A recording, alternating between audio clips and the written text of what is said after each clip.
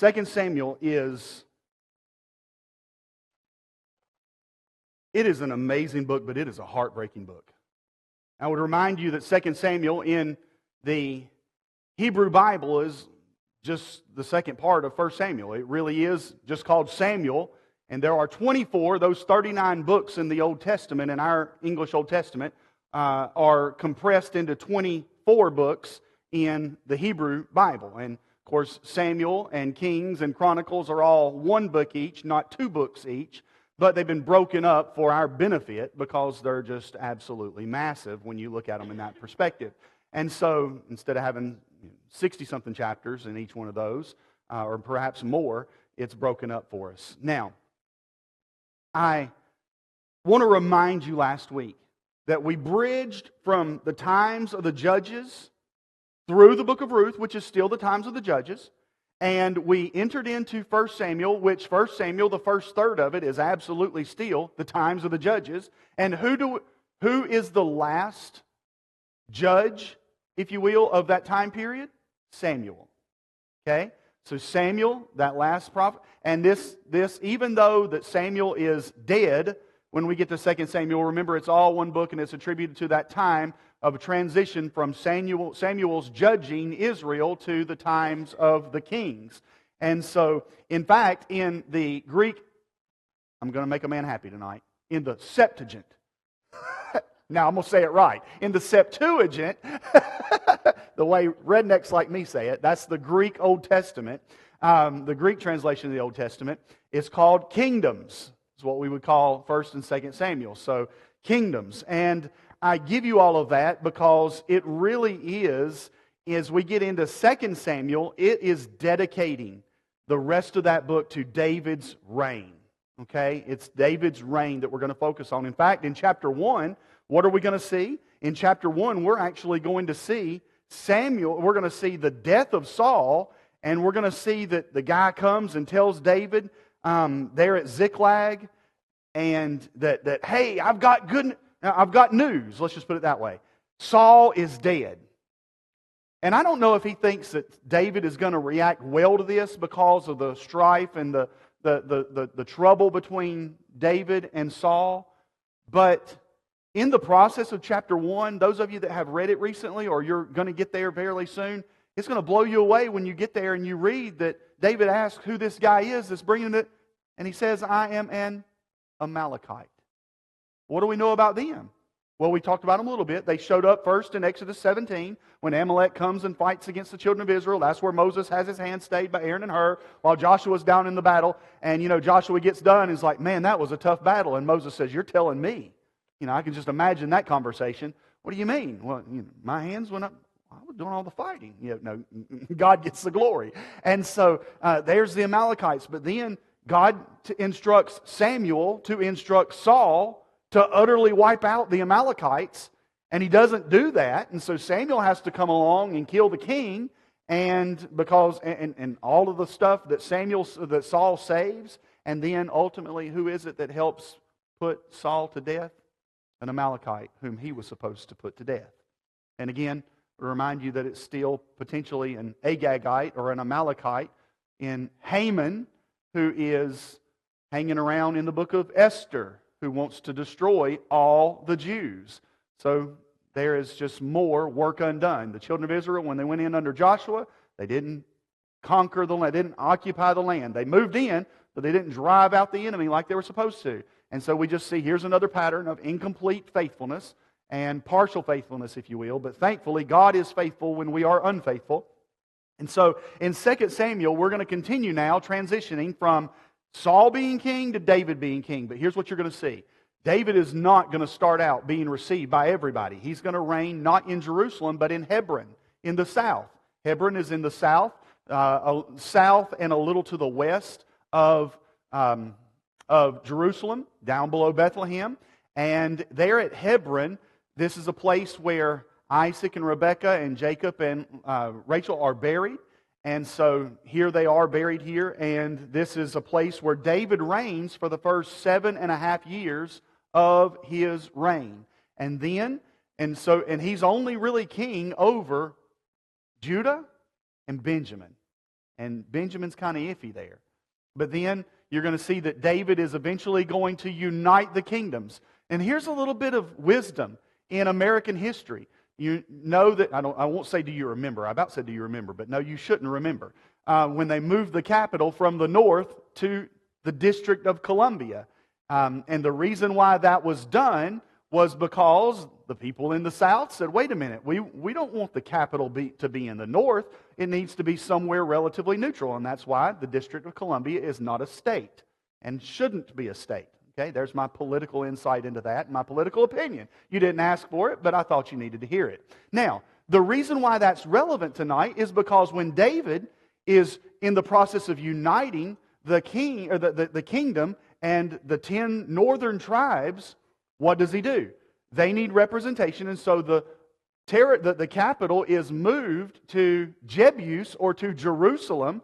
But here's the thing: the children of Israel had never taken Jerusalem. God told them, go in and possess the land. Drive out and guess who didn't drive out? In fact, the Israelite people are the only people in history who have been recorded to have burned their own capital at some point in their existence. And so they burned Jebus, which would later be Jerusalem, and they kept right on going. But they didn't run the Jebusites out. And so keep in mind, here they are, and we're going to see how that eventually they're going to, David is going to take Jerusalem, and he's going to do that in an amazing way, and he's got some folks that do some amazing things, and they're going to take it, and they're going to unite Jerusalem, and it's also, you talking about some political intrigue. If you like to read, and if you like political drama, or if you like just drama, if you're into drama, period, you need to read 2 Samuel, because it is full of it. I mean, full of it. David's family, can I just say, David's family is a train wreck. It is. If David were alive today, or if they had television back then, or radio, or any kind of printing press, David would have been reality TV. It is that disgusting, that pathetic. You know, you watch some things, it's like we describe it like a train wreck. It's so gruesome that you just got to look. And that's the way that 2 Samuel is. You read about David, and how does God describe David? A man after his own heart. An adulterer? A murderer? A wicked sinner? And on and on and on. And he even, hang on a minute, he even joins up with the Philistines for a while. And in all of this, God describes him as a man after his own heart. Yes, but David wants to build a temple. God said, you can't do that. You're a man of war.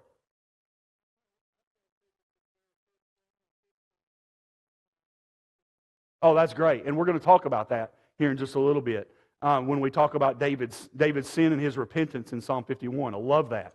But David is chosen as king. He's after God's own heart. It's how 1 Samuel 13 describes him. And yet, here's a guy who is described as being faithful to the Lord and loving the Lord and being a man after God's own heart, but yet he's profoundly sinful in his life. And I have good news for you. Congratulations, you can relate to somebody famous. Because you and I, no matter how close we get to God, we should be able to describe, if we're being honest, our lives are the same way. Even the Apostle Paul, Romans chapter 7, when he cries out, oh wretched man that I am, he's talking about those things that he wants to do. He doesn't do those things that he does do. He doesn't want to do. And he's talking about the battle that he fights in his own flesh. And here's David going through that same battle. Why? Because David's a man and he's fallen under Adam just like you and I are. And even though we can be saved, regenerated, have the indwelling of the Spirit, we still have this flesh. And we're going to have it. And right now, yes, even though we are already saved from the penalty of sin, one day we will be saved from the power of sin. That is our progressive sanctification, but we're not going to be perfect until we are removed from the very presence of sin, when we are in His presence. And so, with that being said, here is David, and again, just a train wreck. His whole family, just a mess. And I can say that because, again, me and David have a lot in common except for the wealth and the royalty and that kind of thing. But here's a guy who is God is going to use. And from His seed, we have the Davidic covenant, that from His seed there is going to be an everlasting ruler, an everlasting king, who is going to be both the Lamb slain before the foundation of the world, but also the Lion of the tribe of Judah. And so when we get to, I'm going to skip down some stuff because you've got notes here, and you can go back and look at this. The themes, the Davidic covenant, going to be fully, I won't say fully, but it's going to be kicked into high gear in 2 Samuel. You're going to see grace against sin and judgment, as we've already seen throughout all of Scripture so far.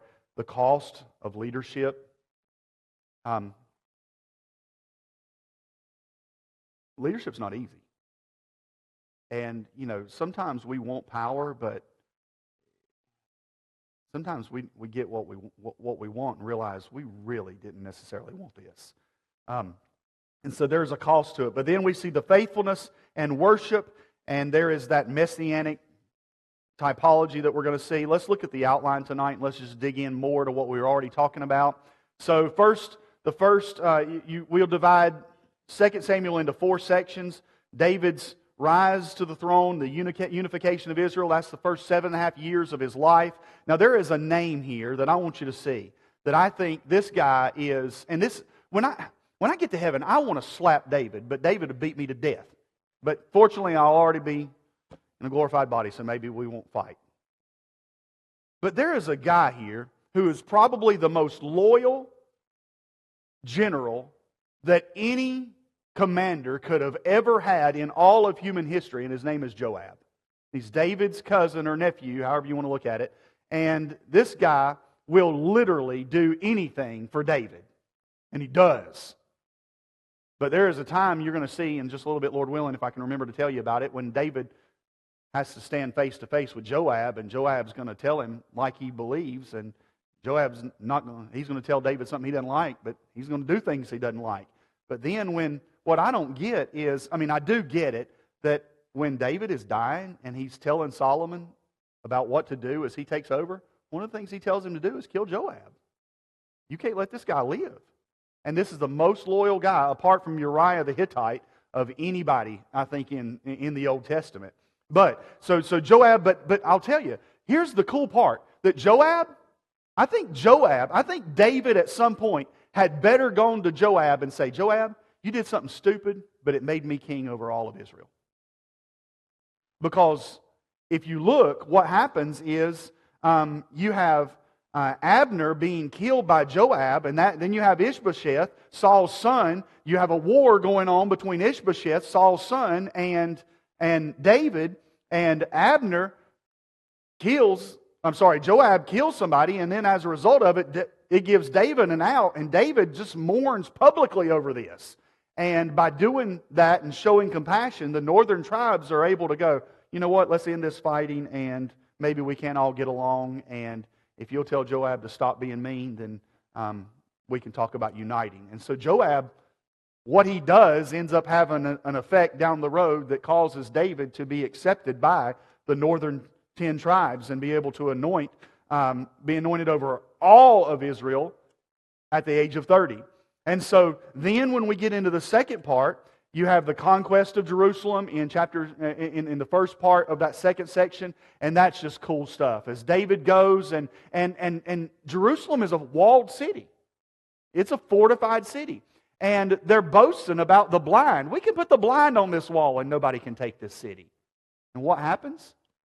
This impenetrable city, and Joab and his men, they find a way to come up through the what we now call today Warren's Shaft, as it was discovered in the 1800s by an explorer, an archaeologist, and he comes up in the northern part near the fortress, and here they are. They've snuck in. So if you think back in history, you've heard of the Trojan horse and how they were able to sneak into Troy and then take the city from inside the walls.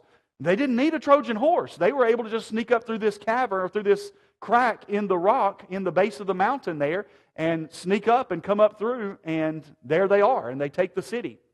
And it's quite amazing and quite intriguing. So that's how David takes Jerusalem. Then he gets victory over the Philistines. Then you have the ark coming to Jerusalem, and Um, we could get into a lot of that, but for the sake of time, I'm not going to tonight. But this is amazing. Here's what I want you to think about. Does anybody know how long Saul was king? 40 years. 40 years. And remember, the Ark of the Covenant was taken at the beginning of Samuel? When Eli's still alive? When Hophni and Phinehas are still alive? That's when they die. But Saul's not even been thought about yet by the people. The people haven't started screaming for a king yet. And so, for the first time in more than 40 years, in fact, in 47 and a half years at least, because David's been king for 7.5 years, at least by this time, before he comes to Jerusalem. Now, after 47 years, David wants to bring the ark into Jerusalem. Why not sooner?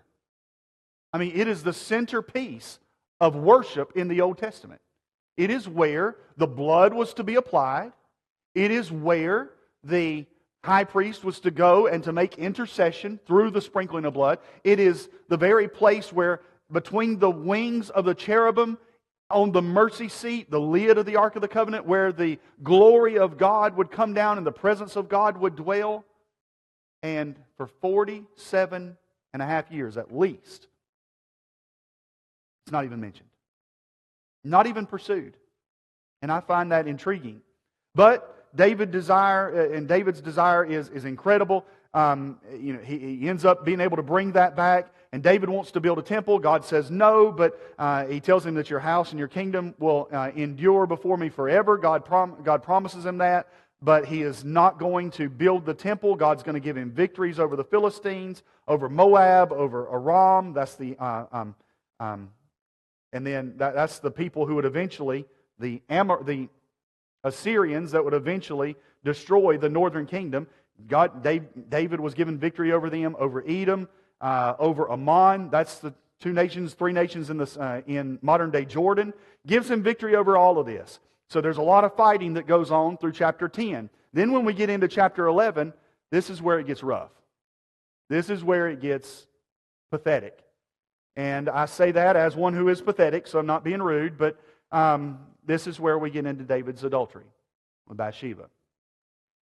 And so the Bible says something very interesting there in the language.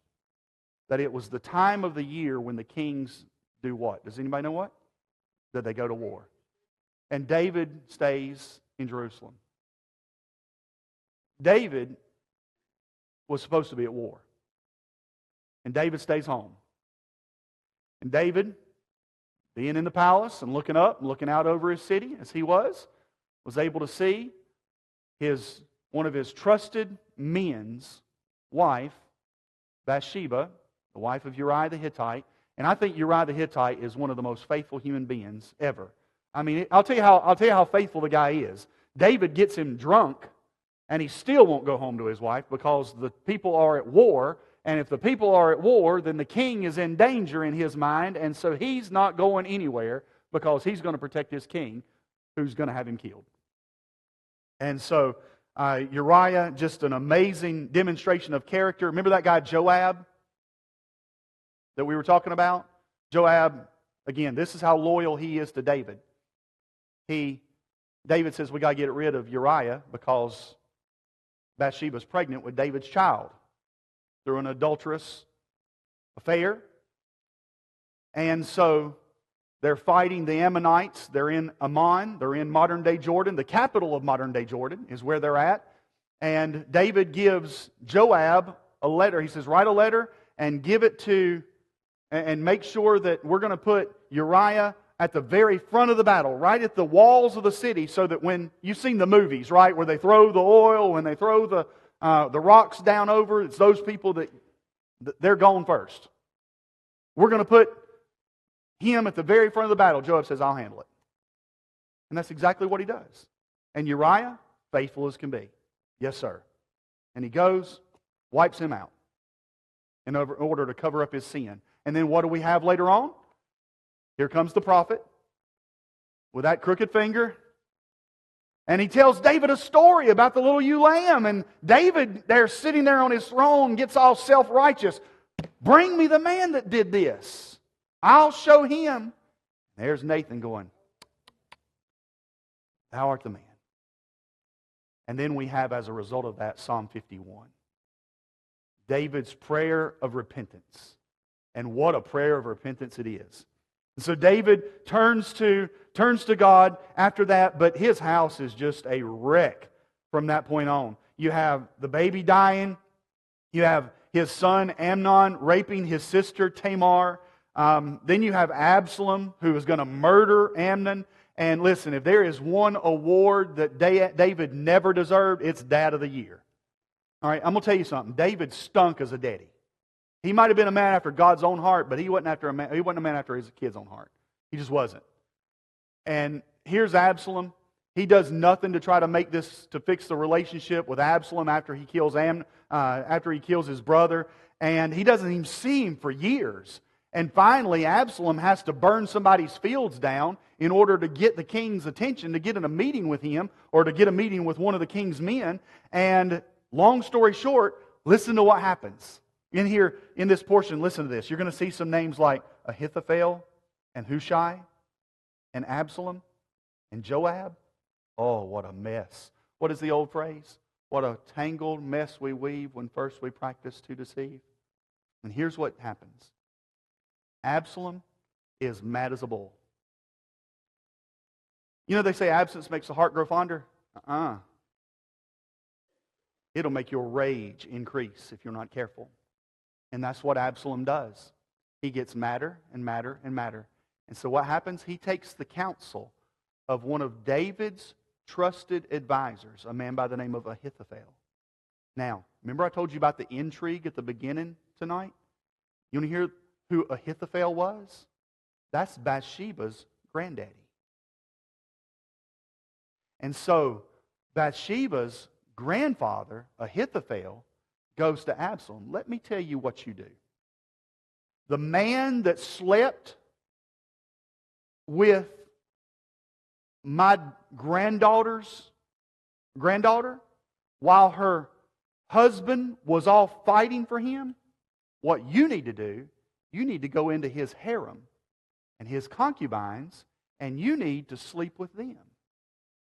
And you need to humiliate your father. Do you see some bent up anger and some envy in Ahithophel? And so there he is feeding the mind of Absalom and fueling his anger. It's the same thing with Jonadab, who was Amnon's friend, that encouraged him, hey, if you like your sister Tamar, just go take her. You're a son of the king. You do what you want to do. There's one more person in that ear. And so here he is. Ahithophel is encouraging Absalom to rebel against David. And then here's Hushai. Hushai he's a good guy. But he's you want to say a double agent?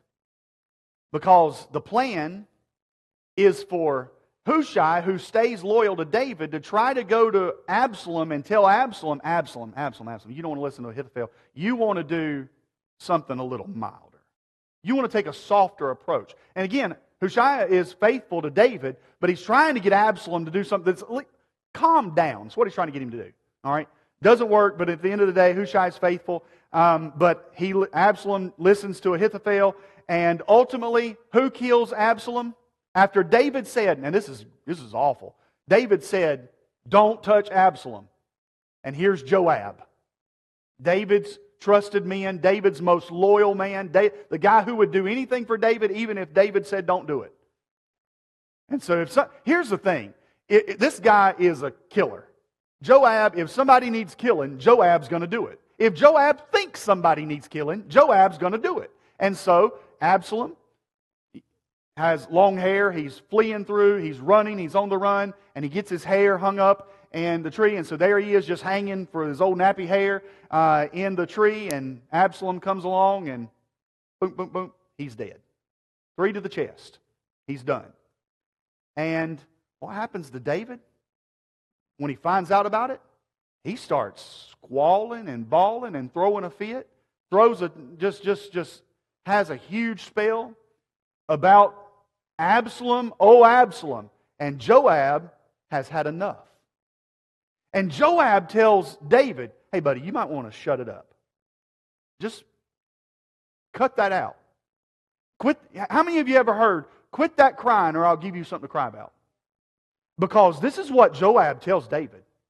If you want to stay king, you had better stop mourning for the guy who was killing your men and wanting to kill you when your own men were fighting for you and dying for you. You had better show some respect to those who were faithful to you, or the same thing that happened to him is going to happen to you. And he tells him that. You know what David does? He does. And so it is very intriguing. And so what happens? When Solomon is in the process of being told that he's going to be king, and David has given him his, we're going to be in 1 Chronicles then, but when we get there, that's what we're going to see. You better take care of Joab, or Joab's going to take care of you, because Joab did not support Solomon. He supported one of David's other sons. And of course, if Joab thought something needed to be done, he's going to do what he thinks is right. And so there you see all of that, but here's one of the coolest things. And I'm out of time. I got 5 minutes and I'm going to stop. And I'm going to stop it hard in 5. When all of that's going on, at the very beginning of that, when David has to flee Jerusalem, David is just at the bottom of his barrel. He is distraught. He is an emotional wreck. If we could get our resident biblical counselor to do a series on, or do a message on counseling David, I think it would probably take about 6 or 7 months. I mean, David was a wreck. But David has to flee Jerusalem. And as he's going through the valley of the shadow of death, the valley of Jehoshaphat, going through the Kidron Valley, that's the valley that separates Jerusalem on the east from the Mount of Olives. And as David's going through that valley of the shadow of death, it's the biggest graveyard in the world today, that valley of the shadow of death. And so, as he's going down through there, there's a guy that's just railing on him. He is calling him every name in the book. And somebody says, David, you want me to go up there and shut him up? Let him alone. And he has no will to fight. The dude's crushed. His will is just crushed. But then, he sees something. He sees this guy. And he looks at him. And his name is Ittai the Gittite. Have you ever heard of anybody else in the Bible who was called a Gittite? He was a Hittite. If you want to know another Gittite in the Bible, his name was Goliath. The Gittites are what you called the people from Gath. Remember I told you earlier that David fought with he had some Philistines that he fought on the side of for a while, not against Israel, but against Israel's enemies also. And so he had some of it. And here's this guy named Ittai the Gittite, David looks back, he's sitting there and he's just distraught as he walks through this valley. And who does he see? Here's Ittai the Gittite and his family. And David looks at him and says, look, you just got here. Nobody's going to think you stay behind. Don't get involved in this. Just go. And again, he's a wreck. So just go be faithful, be loyal to Absalom. And Ittai the Gittite pulls almost like a Ruth with Naomi. And he's my king. Wherever my king is, that's where I'm going to be. And here is this Philistine, this uncircumcised Gentile, this dog, as they're called in the Old Testament by the Jewish people. And as David is at the lowest point in his life so far, here's this Philistine that says, wherever my king is, that's where me and my little ones are going to be. And so here again, we have a Gentile that is being loyal and sticking to his Jewish king. Now, ladies and gentlemen, I want you to understand that that is a picture of you and I as a Gentile who by the grace of God have been grafted into the family of God. And we are, that Romans 1:16 is so good, that there is no difference. It is the power of, the gospel is the power of God to salvation to everyone who believes, to the Jew first and also to the Greek. And that word Greek, it includes all the Gentiles, all the Jews and non-Jews. That includes uncircumcised Philistines, who the world looks at as dogs. Hallelujah. God can save, listen, anybody, anywhere, anytime. And I'm thankful for that. And lastly, let me give you this. Did not even get to chapter 24. All right, got it. Just listen quick. Listen really quick. Chapter 24. David has this he's got a wild hair. Number the people. I want to do a census. He's got it puffed up in his heart. I want to look back and I want to see how big my kingdom is. Joab comes to him and says, David, this is dumb. Don't do it. Do not do it. And David says, Joab, hush and go do what I told you to do. So what does Joab do? Yes, sir. And so he goes and he conducts the census. He comes back, tells David what he's, at the end of these number of months, what he's come up with. And David's feeling pretty good about himself. But God has permitted this prideful act of sin because He is angry with the Jewish people, with the Israelites, for one reason. Because here they are reigning in Jerusalem, but right north at the very top of the hill, up above where the king of Israel lives, there is the king of the Jebusites living. And God told them that land was theirs. So I want you to understand this. That land north of the palace is what we call today the Temple Mount. The children of Israel, when 2 Samuel 24 begins, do not possess control of the Temple Mount. What did David want to build? A temple. Where's he going to build it? God had a place, but they had not been faithful. And they did not control it. And God is angry with them. And God is going to kill thousands, tens of thousands of Israelites over this next period of time. And then finally, as the angel in judgment and in wrath comes over Jerusalem, the prophet comes and says, David, get up there to the northern part there, to that area that we would call today the Temple Mount. And David goes up there and he has to make a sacrifice. And he goes to Araunah, the Jebusite king, and he says, I've got to make a sacrifice. Sell me this land. I've got to have a sacrifice right here. And Araunah is peaceful. He said, look, oh my king, whatever you need, it's yours. Do it. And David says, I will not make a sacrifice that doesn't cost me something. And there's so much truth to that. And so finally, the king of the Jebusites doesn't just give him the land, he has to buy the land in the same way that you see it transactioned with Abraham in his day, that he makes a transaction, that the children of Israel take that possession of that land and buy it, and it is only through that act that once that is done and that sacrifice is made there on that place that would later become the Temple Mount, where Solomon's temple would be built, where Zerubbabel's temple would be constructed, where Herod would enlarge that temple, that very place where the temple and so much that we see going on in the New Testament, in the Gospels, around the temple, it could have never taken place if 2 Samuel 24 doesn't happen. But this is what God does. He uses a judgment on the people of Israel to acquire the most important property on all of planet Earth, the most significant place.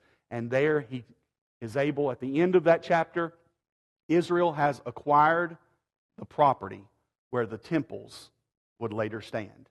And that is a critical event in the Old Testament. And I say that it's the most critical as far as historical event that we're going to see transition into. So everything that we see in temple worship, it is relevant to 2 Samuel 24. So if you haven't read that lately, just go and read it. And it's an amazing read.